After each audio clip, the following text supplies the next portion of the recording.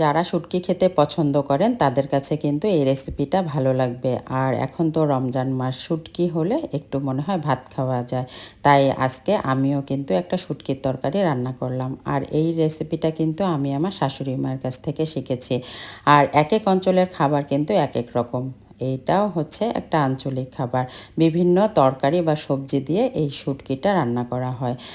আর এই যে হাঁড়ির মধ্যে সব কিছু দিয়েছি, এখানে সিম, বেগুন, তারপর হচ্ছে আলু, কুমড়া বা লাউ পাতা, তারপর ডাঁটা সব কিছু দিয়ে আমি হাঁড়ির মধ্যে দিয়ে সামান্য তেল, লবণ, হলুদ, মরিচের গুঁড়া, পেঁয়াজ রসুন বাটা দিয়ে সামান্য পানি দিয়ে ঢাকনা দিয়ে ঢেকে দিয়েছি। আর এই শুটকির তরকারিটা কিন্তু একদম কম মশলায় রান্না করা হয়, তেল মশলা খুবই কম। তারপর আমি এখানে যে বাঁশ চাপা শুটকিটা সেটা ব্লেন্ড করে দিয়েছি। শুটকিটা ব্লেন্ড করে দিলে এই যে শুটকির যে কাঁটা সেটা কিন্তু চলে যাবে।